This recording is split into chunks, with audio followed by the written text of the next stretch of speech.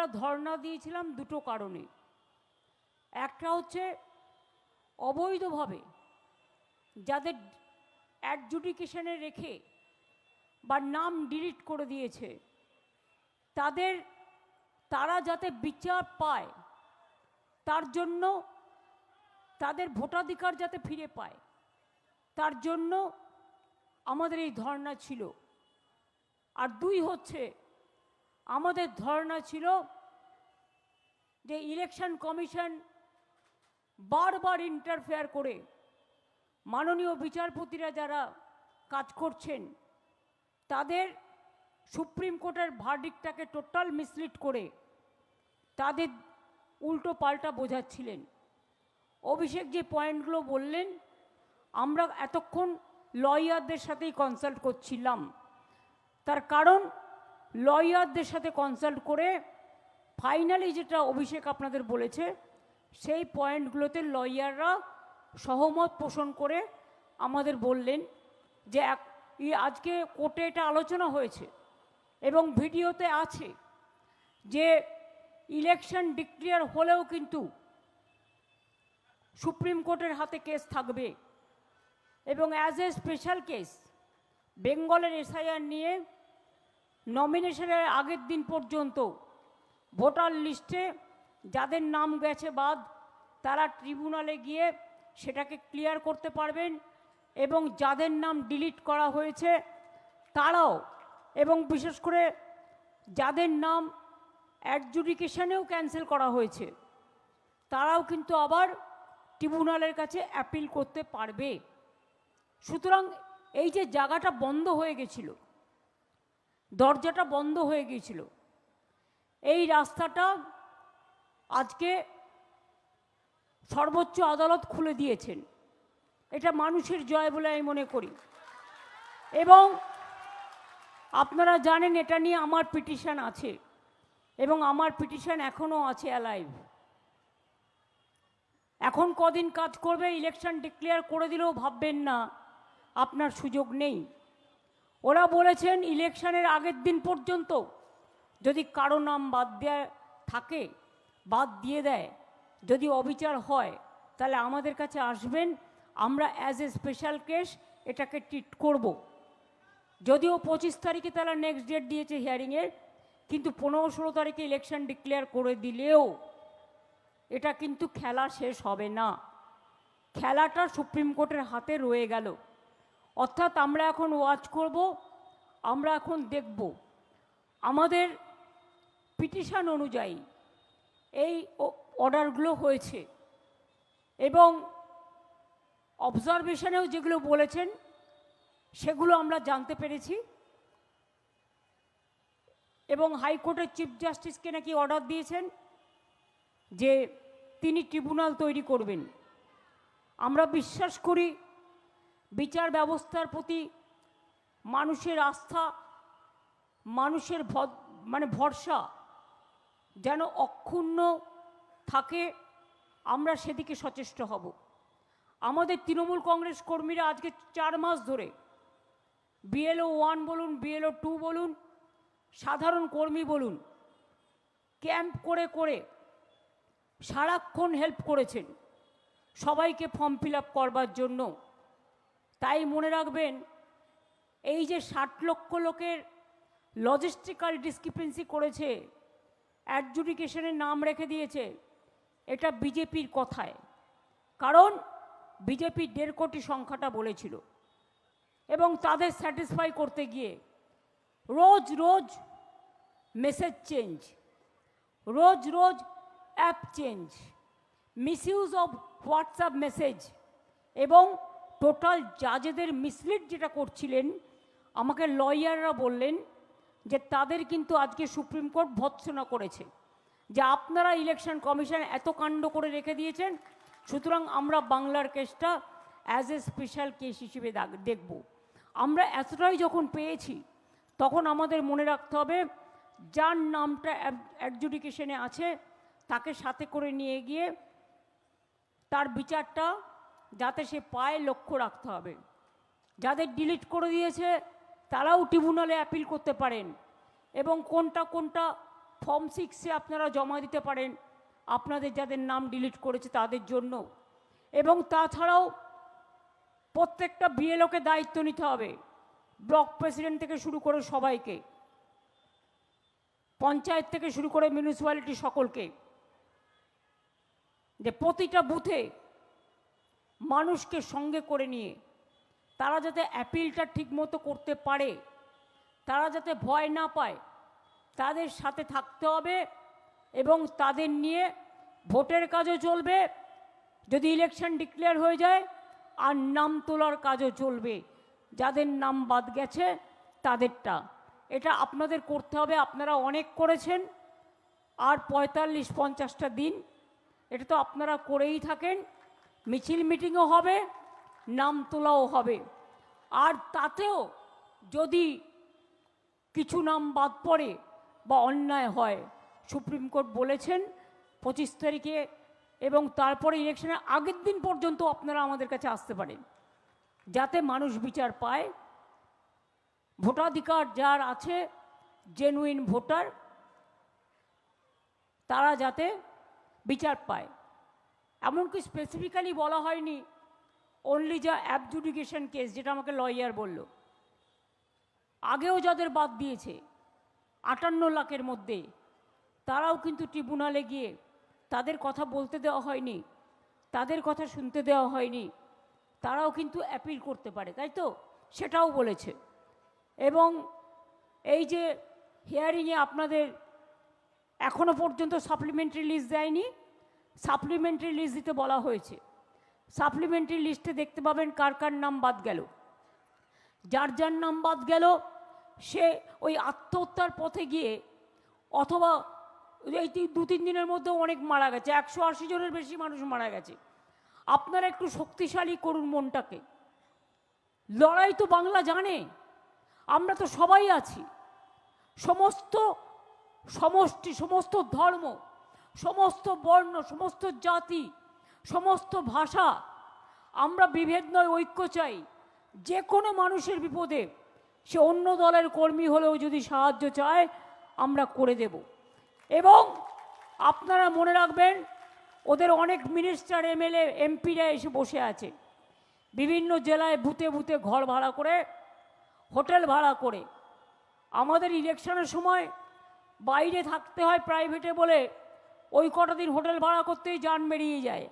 আর এদের এত পয়সা সারা ভারতবর্ষ ধরে ঢালছে, গ্যাসের দাম বাড়ছে সেদিকে কোনো পাতা নেই, আর বলছে আমি বাধ্য হয়েছি যুদ্ধের জন্য। তাই আমি যতদূর জানি, মনমোহন সিংজি যখন প্রধানমন্ত্রী ছিলেন, লাস্ট গ্যাসের দাম ছিল 400 টাকা।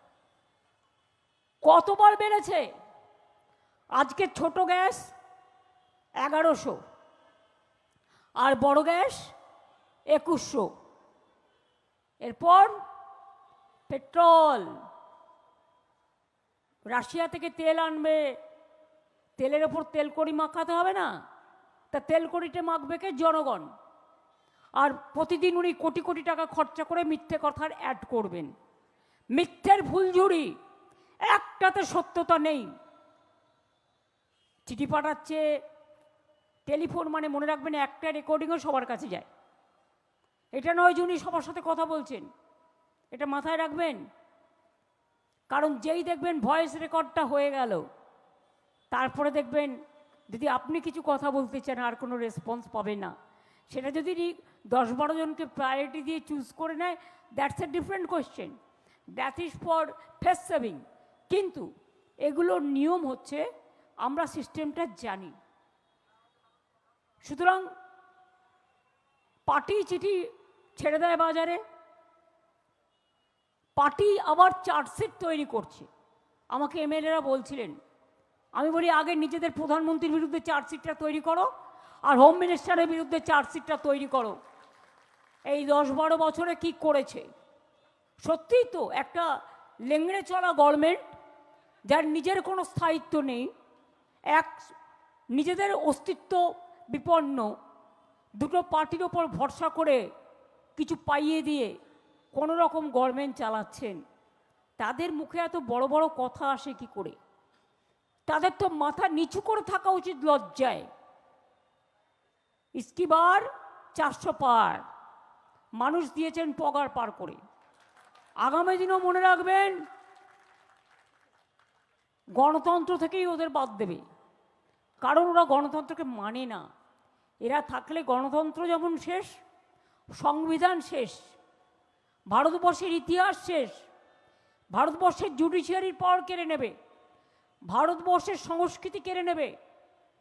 যেই লোকটা বিহারে উপমুখ্যমন্ত্রী বলেছিলেন মাছ মাংস খাওয়া যাবে না, তিনি এখানে এসে বসে আছেন ওয়েস্টিনে, শুনেছি। এখানে এসছেন বিজেপিকে কি করতে ভগবান জানে। আমার তো মনে হয় এই লোকগুলোকে চিনে রাখা দরকার এবং দেখে রাখা দরকার যে এরা পদার্থ না অপদার্থ।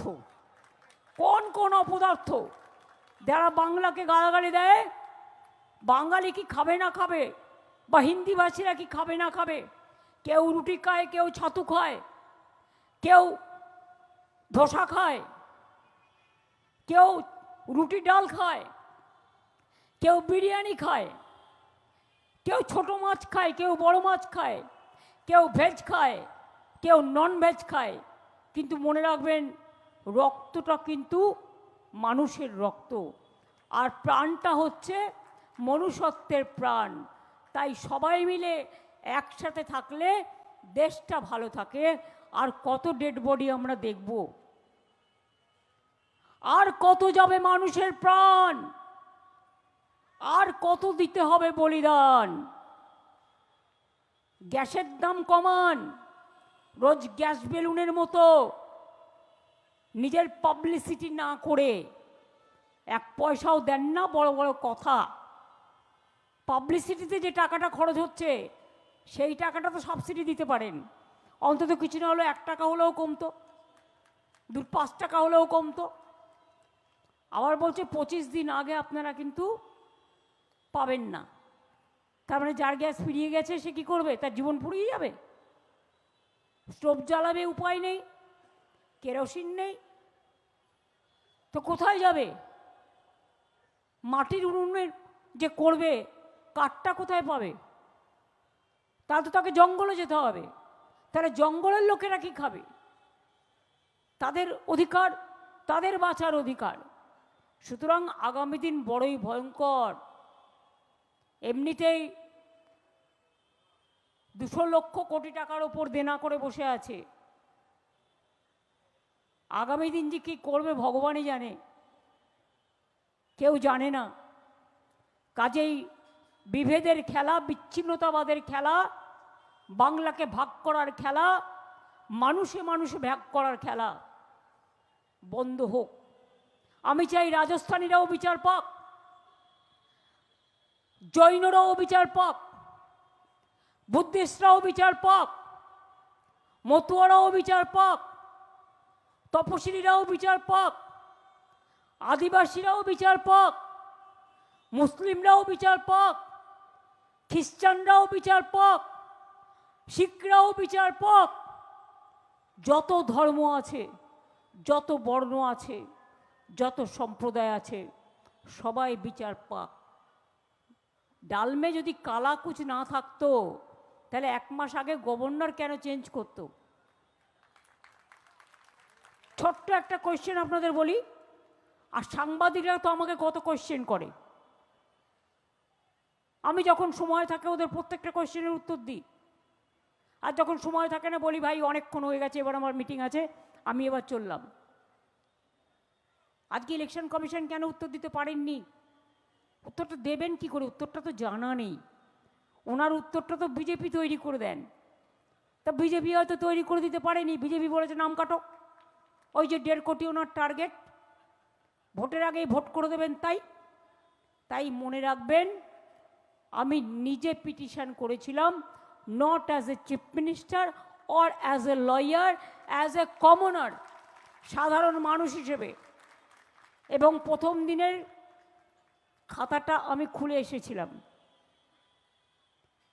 এবং বাদবাকি লড়াইটা আমাদের আইনজীবীরা করছেন। আমাদের সাথে কথা বলেই যতটা পারা যায় আমরা আশা রাখি supreme court is the highest judiciary, and Calcutta হাইকোর্টের চিফ জাস্টিসের ওপরেও আমাদের ভরসা আছে। আমরা মনে করি জেনুইন ভোটারদের নাম যাতে বাদ না যায় সেটা আমাদের আবেদন নিবেদন থাকবে। এবং সিইসি যে বাড়াবাড়ি করছিল এবং তারা যে মিসলিড করছিল এবং তারা যে কনফিউশন করছিল, এটা কিন্তু সুপ্রিম কোর্ট আজকে বলেছে। যদি ভিডিওটা পুরো শোনেন তাহলে দেখতে পাবেন। অর্ডারে সব লেখা থাকে না, কিন্তু অবজারভেশনটা টোটাল আজকাল ডাইরেক্ট ভিডিও হয়, তাতে কিন্তু আপনারা দেখতে পাবেন। সুতরাং আমি বলবো, চিন্তা না করে, আত্মহননের পথ বেছে না নিয়ে, মনটাকে দুর্বল না করে অ্যাপিলেট অথরিটির কাছে যাবেন। ডিএমকেও বলবেন যাদের নতুন ফর্ম 6 করার কথা আছে, মনে রাখবেন সব জায়গা উন্মুক্ত আছে। আর সিইওকে বলে দিয়েছে যে তুমি বেশি, মানে আমার না বলাই ভালো, বলে দিয়েছে জুডিশিয়ারিদের ওপরেই পাওয়ার থাকবে, এবং তাতে যদি জাজেরা কিছু নাম বাদ দিয়ে থাকেন তার জন্য আপনাদের পথ খুলে দিয়েছেন, আপনারা অ্যাপিলেট অথরিটির কাছে যেতে পারবেন। সুতরাং অর্ডার আসলে হয়তো সিজে ডিক্লেয়ার করবে কলকাতা হাইকোর্ট, অ্যাপিলেট অথরিটি সেইভাবে দলের থেকেও, এবং আপনারা তো সংবাদ মাধ্যমেও জানতে পারবেন, তাছাড়াও আমরাও আমাদের দলের বক্তব্য আপনাদের জানিয়ে দেব। অর্থাৎ এখন আবার কেসের ডেট আছে 25 তারিখে, তার মধ্যে কতটা সাফল্য এলো, যদি 15 তারিখে ধরে নিলাম ব্রিগেড করার পরে, উনি তো ইলেকশন নিজের প্রচার করার পরে ইলেকশনটা ডিক্লেয়ার করেন, আমরা দেখেছি, এটা আমাদের আগে দেখা আছে। সুতরাং উনি এটা করতে অভ্যস্ত, তাই ব্রিগেডের পরে যদি ইলেকশন অ্যানাউন্সও করে, চিন্তা করার কোনো কারণ নেই, একেবারে ভোটের আগের দিন পর্যন্ত সময় থাকছে, এটা মাথায় রাখবেন। এটা কিন্তু আজকে বলা হয়েছে অবজারভেশনে, এবং আমাদের বলা হয়েছে আমাদের লয়ারদের যে আপনারা আমাদের জানাবেন, এমনকি ইলেকশনের আগের দিন পর্যন্তও জানাতে পারেন যদি মানুষের ভোটাধিকার না থাকে, জেনুইন ভোটারদের কাজে। এই অবস্থায় অভিষেক তো বলেই দিয়েছে ইলেকশন কমিশনে চলে গেছে,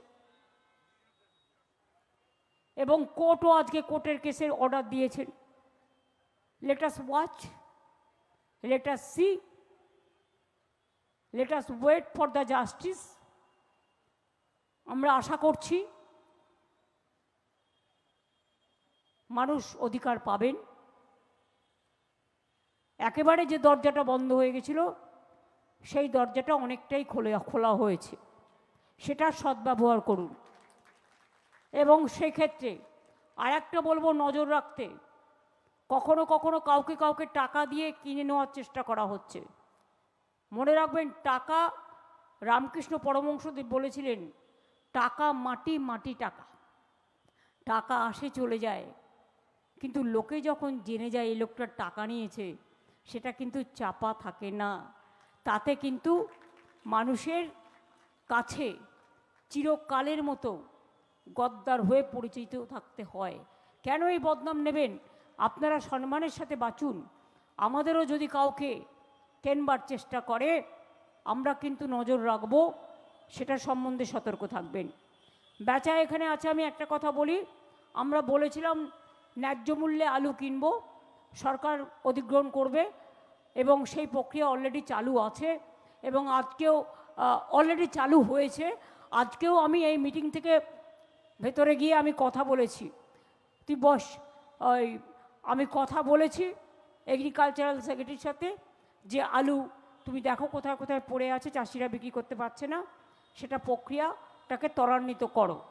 ধান তো আমরা কিনেই নিই, আপনারা জানেন, বিনা পয়সায় চাল আমরা সব মানুষকে দিই, স্বাস্থ্য দিই, শিক্ষা দিই, মহিলাদের সম্মান দিই, কৃষক থেকে শুরু করে, তপশিলি থেকে শুরু করে, ইমাম থেকে শুরু করে, পুরোহিত থেকে শুরু করে, মন্দির থেকে শুরু করে, মসজিদ থেকে শুরু করে, গুরুদ্বারা থেকে শুরু করে, গির্জা থেকে শুরু করে, সাদা থেকে শুরু করে, কালো থেকে শুরু করে, বেটা থেকে শুরু করে, লম্বা থেকে শুরু করে, সবার জন্যই আমাদের কিন্তু সমান অধিকার, এবং সেই অধিকার আমরা কিন্তু দিচ্ছি এবং দিয়ে যাব। যারা করার তারা করে, আর যারা বলে করব তারা করে না, এটা মাথায় রাখতে আপনাদের অনুরোধ করছি। আমি এইটুকু বলে, যেহেতু অনেকটা বিচার পাওয়া গেছে, যার জন্য আমরা 5 দিন রাস্তায় বসে আছি, তাই আমি অভিষেক সবার মতামত নিয়েছেন, এই সভার যারা উপস্থিত আছেন, এবং আপনারা আরেকবার বলুন, অভিষেকের যে প্রস্তাব, বিচারের দরজা যখন উন্মুক্ত হয়েছে, তখন 5 দিন তো আমরা এখানে রাস্তায় আছি, আমি দরকার হলে 50 দিনও থাকতে পারি, ইলেকশনও আছে সামনে। তাহলে আমরা কি ধর্নাটা আজকের মতো টেম্পোরারি উইথড্র করতে পারি? তাহলে আপনারা যারা সাথ দিয়েছেন সারাক্ষণ, আমি তাদের কাছে ইভেন দোকানদার থেকে শুরু করে, হকারদের থেকে শুরু করে, সামনে অনেকগুলো হোটেল আছে, অনেক বিজনেসম্যান আছে, অনেক ট্রেডার্স আছে, অনেক দোকানদার আছে, তাদের সবাইকেই এই কদিন আপনাদের আমরা ব্যস্ত করেছি। তার কারণ আপনাদেরও কান হয়তো কখনো কখনো কান ঝালাপালা হয়েছে, কিন্তু আমিও সারা রাত আমারও কান ঝালাপালা হয়েছে বিভিন্ন শব্দে, বিভিন্ন আওয়াজে। সুতরাং ওটা আমার কাছে ম্যাটার নয়। আমি এখানে 26 দিন অনশনও করে গিয়েছিলাম সিঙ্গুরের ব্যাপারে পণ করে। আর দেখুন কীরকম ইতিহাস মিলিয়ে দিয়েছে। সিঙ্গুরের সময় যে লোকটা জোর করে চাষিদের জমি অধিগ্রহণ করেছিলেন, সেই লোকটাই আজকে ইলেকশন কমিশন এখানে তাকে ডেপুটি ইলেকশন কমিশনার না কি যেন একটা পোস্ট দিয়ে পাঠিয়েছে। আর সিঙ্গুরের আন্দোলন, নন্দীগ্রাম আন্দোলনে তৃণমূলের জয়যাত্রা এইখানকার মঞ্চ থেকে শুরু হয়েছিল, এবং আগামী দিনেও জেনে রাখবেন, হিস্ট্রি কিন্তু রিপিটস হয়, ইতিহাসের পুনরাবৃত্তি হয়। এবং আমরা দেখতে পেলাম যখন মা কালীও আমাদের সাথ দিলেন এবং মায়ের আশীর্বাদ ফসকে গেলেন, কেউ কেউ মায়ের আশীর্বাদ থেকে বঞ্চিত হলেন, তাহলে বুঝতে পারছেন মাও কিন্তু ভালোবাসে মানবিকতা, মনুষ্যত্ব এবং সমগ্র মানুষকে নিয়ে একসাথে চলা, একসাথে বাস করা। আমি এটুকু বলে আপনাদের ধন্যবাদ জানাচ্ছি।